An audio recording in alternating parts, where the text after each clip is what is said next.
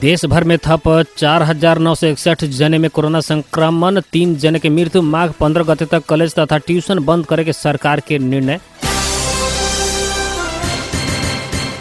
वीरगंज राजधानी के मांग करत मुख्यमंत्री राउत के घर अगाड़ी प्रदर्शन। सरलाही के बरहथवा में ऊख के खेत में हत्या करके महिला के हत्या में संलग्न 3 जने गिरफ्तार।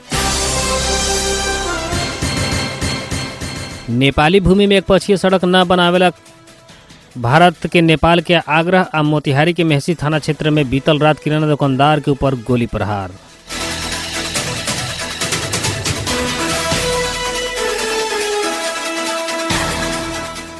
नमस्कार। बारा जिला के सिमरौनगढ़ में रहल रेडियो बादल 89 मेगाहर्ट्ज तथा इंटरनेट ऑनलाइन के www.radiobadal.com आ हमर पात्रों पर दुनिया भर के साथ प्रसारण हो रहल बादल खबर में स्वागत करते हैं। हम नूर आलम बादशाह। अब खबर विस्तार में।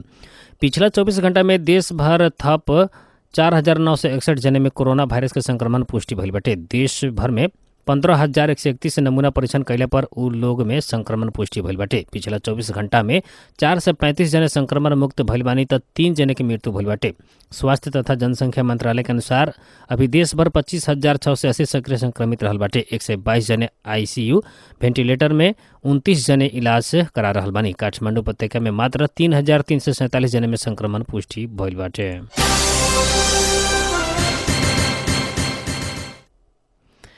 संघीय संसद अंतर्गत प्रतिनिधि सभा के बैठक आए वाला 16 माघ में बुलावल गई बाटे। इससे पहले 3 माघ में बैठे वाला करके बुलावल गई बैठक कोविड महामारी के कारण पीछे हटल बाटे। संघीय संसद अंतर्गत प्रतिनिधि सभा के बैठक आए वाला 16 माघ में बुलावल गई बाटे। इससे पहले 3 माघ में बैठे वाला बैठक कोरोना के कारण स्थगित भइल बाटे।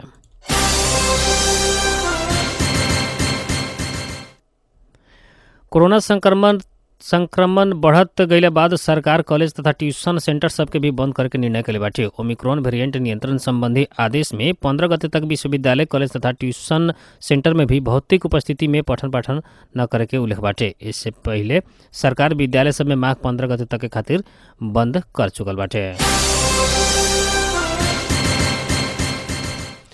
प्रदेश 2 के अस्थायी राजधानी वीरगंज के बनावेला मांग करत वीरगंज के युवा सब मुख्यमंत्री लालबाबू राउत के घर अगाड़ी धरना देत प्रदर्शन कैले बाटे। वीरगंज महानगर पालिका 13 तेजारत टोल स्थित मुख्यमंत्री लालबाबू राउत के घर अगाड़ी आज सवेरे युवा लोग धरना देत प्रदर्शन कैले बाटे। लोकतांत्रिक समाजवादी पार्टी लोसपा के युवा नेता सबके अगुवाई में कैल गेल प्रदर्शन में सहभागी सब वीरगंज के राजधानी कायम कर मुख्यमंत्री ना चाही वीरगंज से बेचे के ना मिली, वीरगंजवासी जिंदाबाद लगायत के नारा भी लगैले रहे। प्रदेश 2 के स्थायी राजधानी के अंत लगावे वाला प्रदेश सभा में बिहान मतदान हो रहा बाटे। प्रदेश राजधानी के खातिर अभी अस्थायी राजधानी जनकपुर धाम आ वीरगंज करके 2 फरक प्रस्ताव पेश भइल बाटे।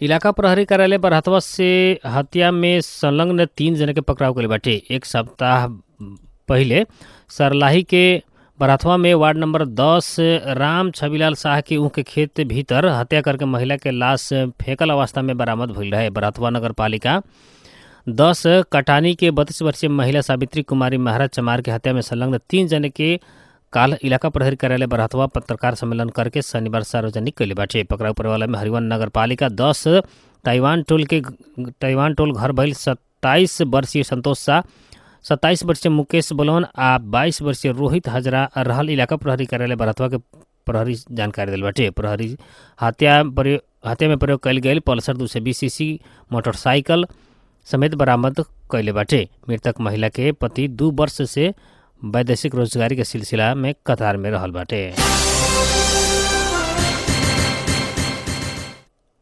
जनता समाजवादी पार्टी जसपा नेपाल पर्सा के अध्यक्ष राम नरेश यादव के पद खारिज भइल बाटे। जसपा के पर्सा जिला कार्य समिति के बहुमत सदस्य सब निर्णय करके राम नरेश यादव के जिला अध्यक्ष पद खारिज कैले बा।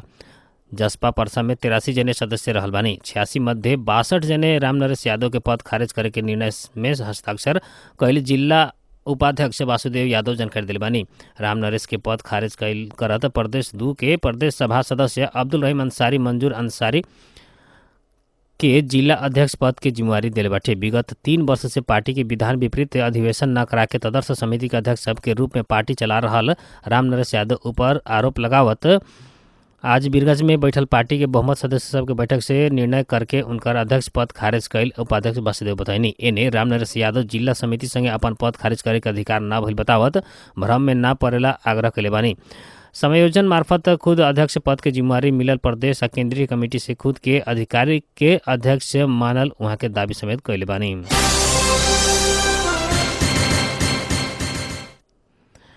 सिरहा से एक युवक के प्रहरी पिस्तौल सहित पकड़ाव कैले बाटे। पकड़ाव पड़े में जिला के गोल बाजार नगर पालिका वार्ड नंबर 6 डोहटिया टोल के 27 वर्षीय पंकज कुमार महतो रहल सिरहा प्रहरी जानकारी दिल बाटे। महतो के एक थान मैगजीन ना भइल पिस्तौल सहित बीतल रात प्रहरी पकड़ाव कैले बाटे। अपने घर में हथियार लुका के राखल सूचना के आधार में इलाका प्रहरी कार्यालय गोल बाजार से खटल प्रहरी पिस्तौल सहित उनका के पकड़ाव कैले बाटे। इस संबंध में थप अनुसंधान हो रहल प्रहरी जानकारी दिले।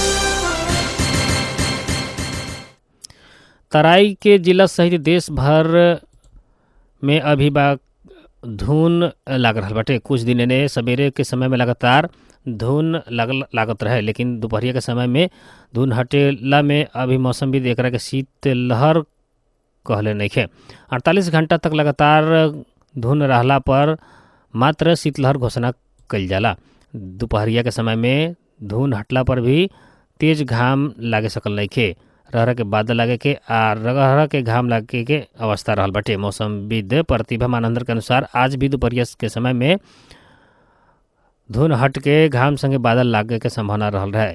बढ़िया पानी ना पड़ला के कारण मौसम पूर्ण रूप में खुले ना सकल वहाँ के बतैले बानी।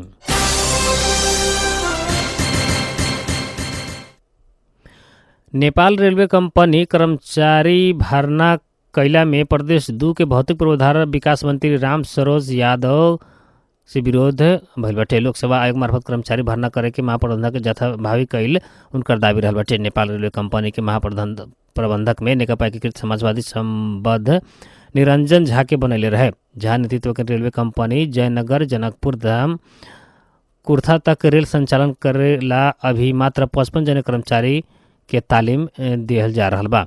आज पत्रकार संगे बातचीत करत कांग्रेस प्रदेश 2 के संसदीय दल के नेता समेत रहल मंत्री यादव लोक सेवा आयोग के परीक्षा मार्फत कर्मचारी भर्ना करेला बाध्य करे के आंदोलन करे के बताइनी।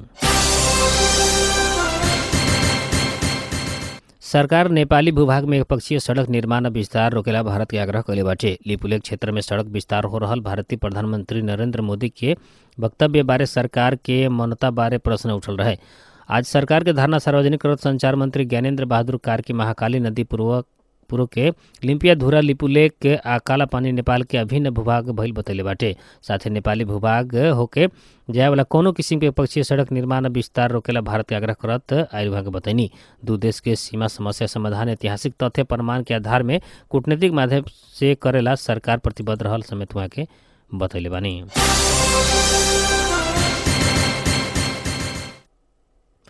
मोतिहारी के मेहसी थाना क्षेत्र के गंज चौक पर बीतल रात किराना दुकानदार के 2 बाइक पर सवार 4 बदमाश सब गोली मार के घायल कर दिले बाटे। घटना का अंजाम देला के बाद सभी बदमाश मौका से भाग निकलल। वहीं गोली की आवाज़ सुनकर आसपास के लोग आइल एक आनन फानन में उनका के निजी अस्पताल में भर्ती करा गए बाटे, जहां प्राथमिक उपचार के बाद रेफर कर दिल बाटे। घटना के संबंध में पुलिस अनुसंधान कर रहल बा। अब मौसम संबंधी जानकारी। रेडियो बादल 89 मेगाहर्ट्ज द्वारा मापन कैल के अनुसार सिमरौनगढ़ लगायत आसपास के क्षेत्र के अभी के न्यूनतम तापक्रम 12 डिग्री सेल्सियस रहल बा। आज सवेरे 9 दोपहरिया 20 डिग्री सेल्सियस रहल रहे। आज रात में 13 डिग्री सेल्सियस तापक्रम रहकर मान कैल गेल बा। आज सवेरे 6:55 में बेर उगल रहे तो संझिया 5:33 में बेर डूबल बा।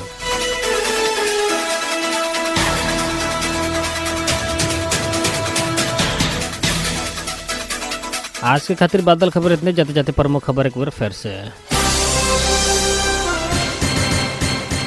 देश भर में था 4,961 जने में कोरोना संक्रमण, 3 जने की मृत्यु। माघ 15 गते तक कॉलेज तथा ट्यूशन बंद करे के सरकार के निर्णय। वीरगंज राजधानी मांग करत मुख्यमंत्री राउत के घर गाड़ी प्रदर्शन। सरलाही के बरातवा में ऊख के खेत में हत्या करके महिला के हत्या में संलग्न 3 जने गिरफ्तार। नेपाली भूमि में एक पक्षीय सड़क बनाए वाला काम रोकेला भारत के नेपाल से आग्रह। आ मोतिहारी के मेहसी थाना क्षेत्र में बीतल रात किराना दुकानदार के ऊपर गोली प्रहार। 12 जिला के सिमरौनगढ़ में रहल रेडियो बादल 89 मेगाहर्ट्ज तथा इंटरनेट ऑनलाइन के www.radiobadal.com हमारे पात्र में दुनिया भर के साथ प्रसारण हो रहा। बादल खबर से प्राविधिक मित्र रोस्तम सहित हम नूर आलम बादशाह की विदा दी। नमस्कार।